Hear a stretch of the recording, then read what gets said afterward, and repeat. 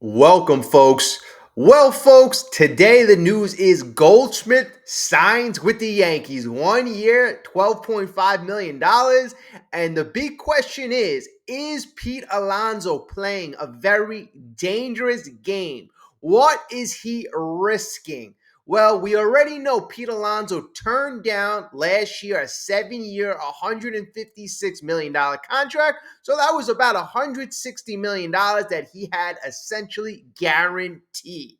Well, folks, we see the market, and the market is talking. The market is not really interested in Mr. Pete Alonso. Why? Why? So, in today's video, we are going to examine the market dynamics, which teams are currently interested in Pete Alonso. You take out the Yankees, who is left? What does this do to the Pete Alonso contract situation?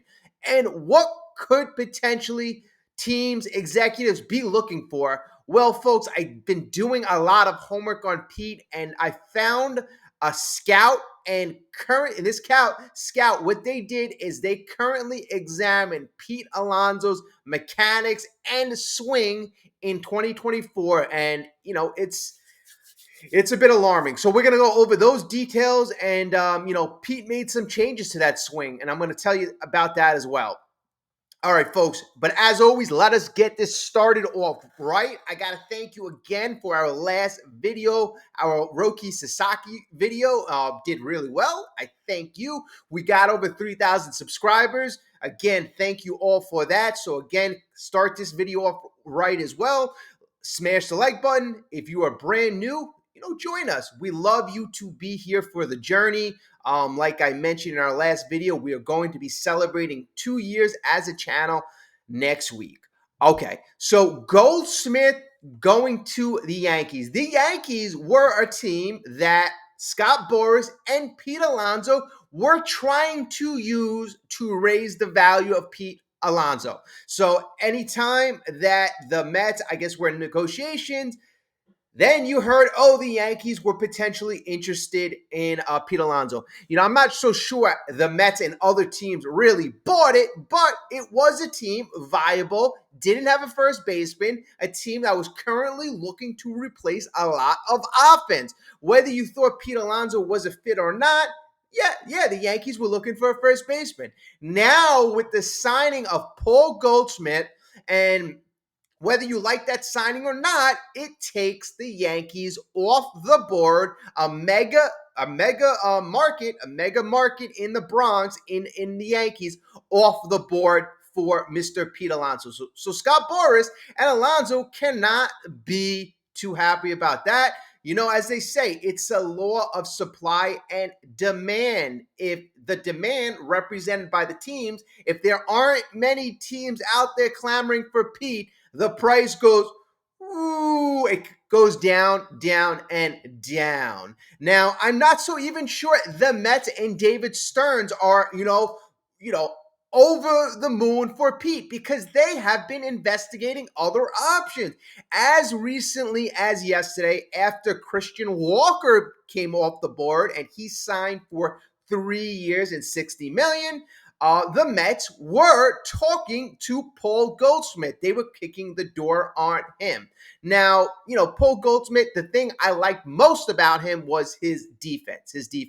His offense, decent, but there were a couple of things about him last year. I'm like, okay, the guy's clearly on the decline. This year, coming to the season, he's going to be 37, but by the end of the year, he's going to be 38. So you're talking about a very old ball player, yet potential could be Hall of Famer, but he's aging. Last year was the first year Goldschmidt was a below average player. He had a 98 OPS plus. His OPS was below 800. His batting average was around 240. So his numbers were clearly in decline. Like I said, he has that glove, and the New York Yankees aren't tied into him long term. That's why if you were the New York Mets and you did go that option, it would set you up to sign Vladdy Guerrero Jr. next year. So the New York Mets, they find themselves in a situation where they are staring at Pete Alonso and Scott Boras. And I think they are willing to do a fair contract. I believe they're willing to do a contract in the range of 4 years and between 20 and 25 million average annual value. But here's the deal, folks.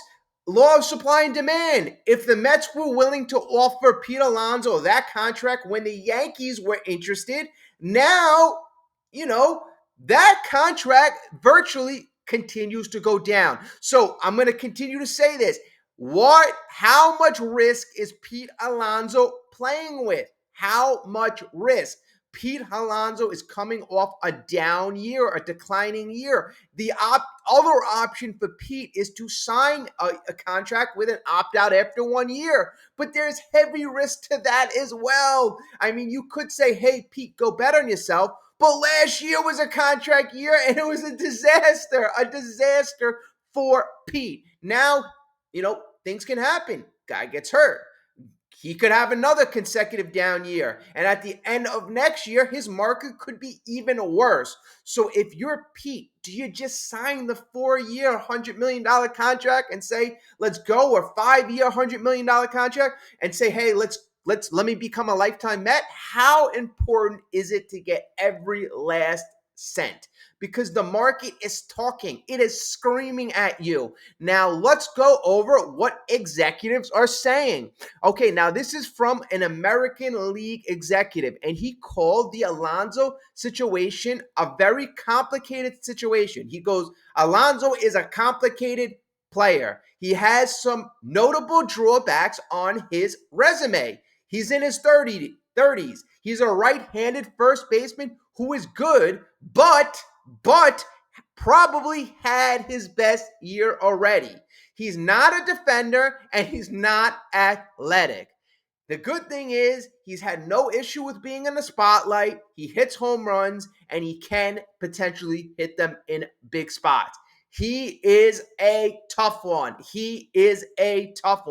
Alonso's OPS has fallen from 869 to 821 to 788 over the past 2 seasons. So we have seen some notable decline over the past 2 years. His strikeout percentage, 24.7 last season, was his highest since 2020, marking the second straight year in which that number has risen. Alonso's defense has consistently been poor throughout his career, but his -9 outs above average in 2024 was his worst mark in his 6-year big league career. Again, another executive goes, Pete is in a very tough spot. There doesn't seem to be a big market for him because of his defense. And with so many first basemen out there, nobody is in a rush to overpay for any of them. Now, as we've seen, Christian Walker and Paul Goldsmith, both those guys, even if they don't hit, they are Gold Glove winners. I believe Christian Walker won a Gold Glove. I know Goldie has won several, but bottom line, both these guys can play elite first base defense. That is very important. Yankees saw how defense can hurt you in a tremendously bad way. Okay, so over the past number of years, teams have been showing first basemen that the money isn't there. It's not the 2010s anymore. The contracts of Albert Pujols is not there. The numbers back up that theory. Of the top 10 first basemen last season in terms of salary, only Bryce Harper, Freeman, Guerrero, and Olsen finished in the top 10 in F4 at that position. The other 6, Santana, Walker, Lowe, Michael Busch, Diaz, and Josh Naylor, each cost substantially less. So there are viable options. And we're going to talk about who is left on the market and which is currently kind of hurting Pete, because there are not many teams looking for first baseman, but the supply on the market is still substantial. Okay. So while Soto and Adames have cashed in with huge deals this offseason, it doesn't appear to be a coincidence that no free agent first baseman has signed has signed. Well, that's as of Thursday. You had Christian Walker yesterday, and you have Paul Goldsmith signed today.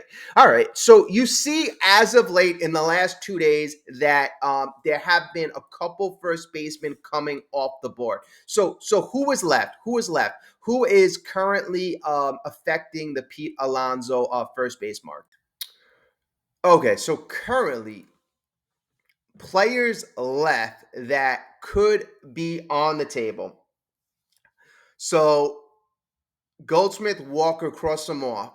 You still have available free agent Carlos Santana, but and obviously Pete Alonso, but you have many trade candidates: Nathaniel Lowe, Josh Naylor, Yandy Diaz.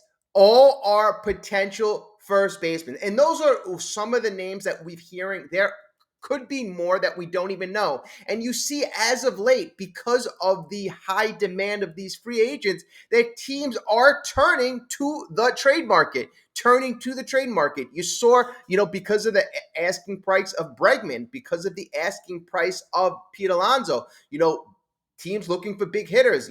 Cubs went to Kyle Tucker. Yankees traded for Bellinger. So, teams right now aren't going to overpay. They're not going to overpay for a 30-year-old guy who's unathletic and doesn't play defense. That does not fit the mold of an overpay. It does not. It really doesn't. You see, teams are willing to overpay guys who are athletic, guys who can play defense. Then you see other teams like the Mets. They're willing to overpay a guy like Juan Soto, who essentially is a Hall of Famer. Okay, so essentially we've talked about the supply of first basemen available. Now, which teams are looking for a first baseman? Obviously, we know the Mets. The Mets, our team, are looking for a first baseman currently. Other teams that potentially could be looking. Yankees, biggest market team. We cross them off the list. We have a bunch of small market teams, and depending, who you look at and which source you use, they'll tell you the Nationals. You could potentially see the Mariners, the Astros, the D-backs. But the thing about these teams that we learn and we see, these teams are not big market teams. These teams are not going to be willing to give Pete these mega contracts. They're just not. They're not. If it's just the thing. It's right now there's just not much there to repeat. The market is not big. So, is Pete going to get, he turned down 7 years, 158 million at this point. If he got a 6-year deal worth 138, that would, I guess, lift his average AAV to be a little more than what he had. Obviously, the total value wouldn't be there, but it doesn't look like he's going to get anywhere close to that $158 million contract. Now, he scared a whole crap load of teams away in the beginning of the offseason with these $200 million requests. And that's why I said this title is labeled risky. How has Scott Boras really kind of led Pete down a path of ruin? I mean, he's done it in the past to guys like Jordan Montgomery.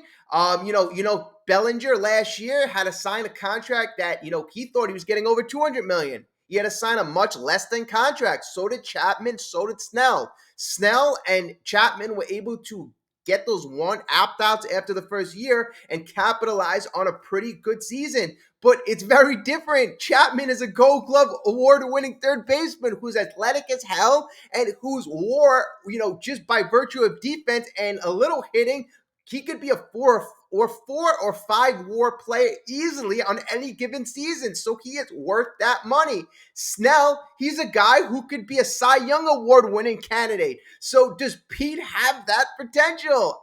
I don't know. So a 1-year opt-out would be very risky. Honestly, I tell you, folks, as the longer this goes, the more risk poses to Pete. What happens about this? If the Mets decide to go, hey, you know what? This is ridiculous. We're going to pivot elsewhere. We're going to go after the Vladdy Guerrero next season. That's it. We're going to go after a 1-year solution, or we'll get a third baseman. We'll get a third baseman. Maybe they think Breggy is, here's the thing. I'm not so enamored with Breggy, but you see that teams are willing to pay guys who are good defenders. And you can't say Breggy's like an unathletic guy. He was a former shortstop. So, but you see teams are willing to pay those guys more money. So, I'm not convinced to give that guy, but 200 million. But maybe if you could get Breggy at a little over 100 million in 5 years, maybe Stearns says that's much more of a safer bet. That's how teams are being built. They're being built with defense. Guys like Pete Alonso aren't really working out. And even if you look at the Albert Pujols contract, 10 years, signed him when he was 31 years old. Didn't really work out. Miguel Cabrera, the last 5, 6, 7 years of that contract was garbage. So teams have learned not to give these first basemen a lot of money. Even Prince Fielder, he had injuries, but a lot of teams got burnt with these contracts. Now, a guy like Freddie Freeman, who was a great, he wasn't a power guy, good defensive guy. He got, a shorter contract, decent amount of money. But he's a whole different player than Mr. Pete Alonso. Now, is Pete on the decline? We've talked about Pete's market.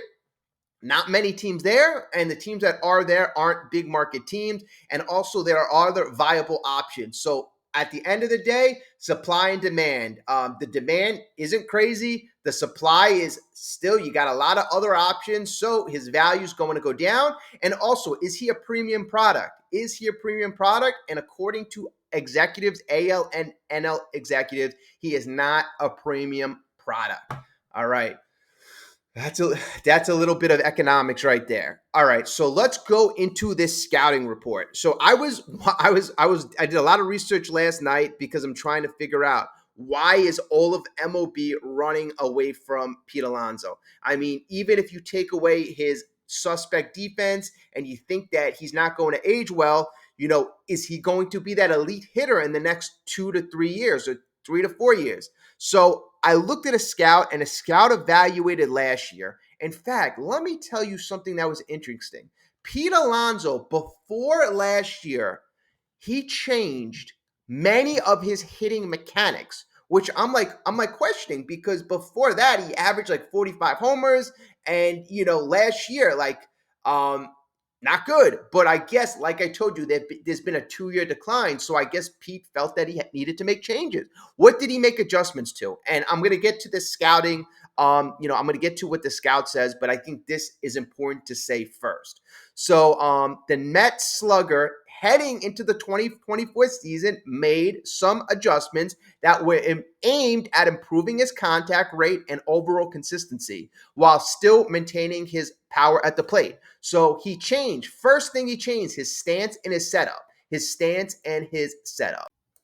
Okay, so the most noticeable thing was his stance and his setup.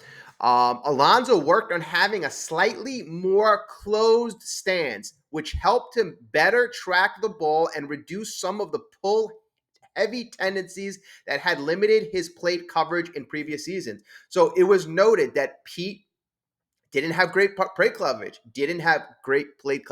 And I'll tell you, like, watching how it transpired, his plate coverage still wasn't great. Number 2, his load and his timing. He focused on adjusting his timing mechanism and load during his swing. Previously, Alonso had sometimes been a bit too quick to start his swing, causing him to be late on breaking balls. In 2024, he worked on getting his load in earlier and more efficiently, which allowed him to sync up better with pitchers' deliveries. Okay, so he tried working on his load and timing. Number 3, his bat path and swing plane. Alonso altered his bat path to get a bit flatter through the zone. This adjustment helped him avoid some swing and a miss tendencies that helped creep into his game, particularly with off-speed pitches. Number 4, focus and contact. While Alonso has always been known for his home run power, he emphasized improving his contact rate and becoming a more consistent hitter. The adjustments helped him cut down on strikeouts and avoid chasing pitches. Now, these were adjustments that he made going into the season. Now, did he have less strikeouts? No. He had his highest strikeout rates in 2020. Did he have more hits? No, I would say that, more contact. No, he literally swung and missed at many pitches. So let's just get into what the scout says. Now, the scout says that he evaluates hitters on two different styles. You're either an emotional hitter or you're a disciplined hitter. Now, from watching, I guess he said he watched 10 hours of Pete. He classified Pete as an emotional hitter, an emotional pitch hitter. Now, he also said that he identified many holes in the swing of Pete Alonso, many holes. He says that Pete is a guy who hunts fastball. He hunts fastball and he sells out over and over and over on secondary and third pitches. So changeups, sliders, off-speed pitches. So he's a fastball. He hunts fastball. He sells out. And it's quite interesting because he made so many changes, yet this scouting report was from 2024 telling me that these changes were a complete and utter failure. A complete and utter failure. Now, Pete his tendency is to hunt the fastball and to hit, I guess, lift home runs to the left side. Lift home runs to the left side. He has a very distinct swing path. Very distinct swing path, which is almost uppercut in nature. So, thus, if you threw a ball in his swing path, which was low and inside, and in the bottom part of the inside part of the plate. So if you threw it in that part, Pete can easily have home runs. But the holes in his swing, if you threw fastballs up and in, he was done. If you threw sliders or off-speed pitches out and away, he was done. If you threw fastballs up and away in the upper part of the strike zone, he was done. So Pete had many holes in the swing. So here's the deal, folks. If you are watching a player age, right? And Pete identified that he had many holes last year. Last year he had these holes, and scouts they obviously communicate all this information to the decision makers, right? Everything is factored in. So he had all these different holes. Now he tried making all these mechanical adjustments. Now, according to what this current scout has been saying, and everybody has this info, all the insiders have this info. Based on that, he failed. He knew he had evident and easy issues. He had all these, now I'm not going to say easy issues to fix, but he had all these issues to fix. Basically, pitchers look at hitters like, who are easy outs? How many ways can I get this guy out? And in the Pete Alonso situation, there were so many different ways to get this guy out. And him being classified as an emotional hitter doesn't really bowled well. I mean, that really shows that his mental approach is very off. Now, if you compare him to a guy like Juan Soto would be classified as a disciplined hitter. Now, Juan Soto, how many ways can you get Juan Soto out? I'm pretty sure that there are a lot fewer ways to get Juan Soto out. Pete Alonso, you probably got a novel on how to get this man out. So that is how you're evaluating Pete. And when you say this is his only strength, the guy can't play defense. The guy is aging. The guy's not athletic. And he's got a million ways to get him out. And it's only going to get more and more as he gets older, as his swing gets slower, as he compensates more for the fastball. They're all going to get more and more and more holes. So I'm a guy who is a Pete Alonso fan, but I'm also a realist. If this is happening in front of us, and this is normal, guys like Nolan Arenado, it seems like he's getting older. Chris Bryant, it seems like he's getting older. I mean, like many guys over 30, just not everybody gets to play into the mid to later 30s. Not every guy. It's just a matter. Some guys get old at 30. Some guys get old at 32. Some guys get old at 34. Does Pete Alonso have the body that's going to get him through, to age 40? Guys aren't doing steroids like they did 20 years ago, 15, 20 years ago. They're not doing that. So Pete Alonso's not going to have that type of benefit, which is, great. He's not breaking the rules. But in the same token, you have to pay a guy for what he's worth. And you also have to pay your scouts and your executives to project what a guy is going to be. So it's very, very important. This is probably the most significant part of the video. So I'm glad you stayed around. I want to know what you personally think about the scouting report. What do you think? And because if this is 100% true, you know why Pete's market is bare. You know why Pete's market is bare. So thank you so much for sticking around. I hope we are all enjoying our holidays. I really appreciate you sticking with me. I really do. Have a great day, and I will speak to you very soon. And let's go Mets. Also, let me just say one more thing. Let me say one more thing before we close this out, because the Yankees have been very, very, I'd say, reactionary to the Juan Soto missed opportunity. And don't let Yankee fans they try to say, "Oh, we're so much better off. Oh, I'm so glad, $800 million. Ha ha." Okay, yeah, that's BS. You're gonna need like 3, 4, 5 hitters to replace Juan Soto. So I'd rather one hitter do that work. But here's the deal. So the Yankees have signed Max Fried, Devin Williams, Bellinger, Paul Goldsmith. These are all reactionary. Um, some moves may work out. Some moves may be like, hey, you know what? That was a silly move, giving Max Fried eight years, 8 years for a 31-year-old. I mean, that's a little odd. Bellinger, not great numbers last year. That could be a bad move. Goldie's only on a 1-year deal, but he was on the decline offensively last year. And Devin Williams is going to be here for 1 year. I mean, the good thing about the Yankees is besides Fried, they're all short-term moves. So I mean, they can't hurt you. They're low risk. But why is the preceding or the following moves to Juan Soto, there is not much there. There's not much there, at least right now. So some Met fans are panicking.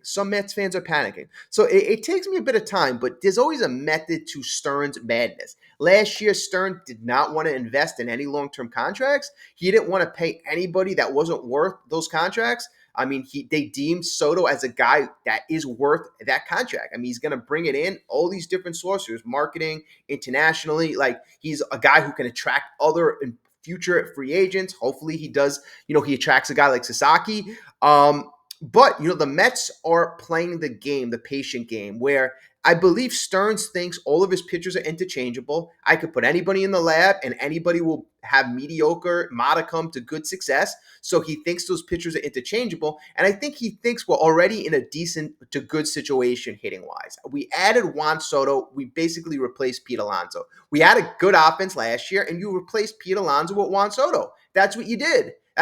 So I think he thinks our offense is already in a good position and we could get better, but he's not going to overpay. He's not going to overpay, and he's going to constantly try to get good value. And that's what it's all about. Stearns, I'm going to repeat, is a value guy. So, he gave a lot of money to Soto. That was more Steve Cohen. And we will make moves, but they will be value moves. We're not going to get ripped off. We don't need to get ripped off. And it's always a work in progress. I say even the team we start out with in April, and I said this last year, he's like a fantasy baseball GM, this guy. I tell you, he's like a fantasy baseball GM. He's going to continually make moves throughout the year. And when the team we started out with in April last year was not the team we finished up with, there were many changes. And that will be the same thing in 2025. He will continue to add. That's why David Stearns feels zip pressure, no pressure right now to make moves. So just wanted to add that in for anybody who was worried about us not making moves. So I will speak to you soon. Hopefully you enjoy your holidays and have a great day. Oh, also, I just want to make one more point. Ricky Henderson passed away, one of my favorite players. So, rest in peace, Ricky Henderson. Have a great night.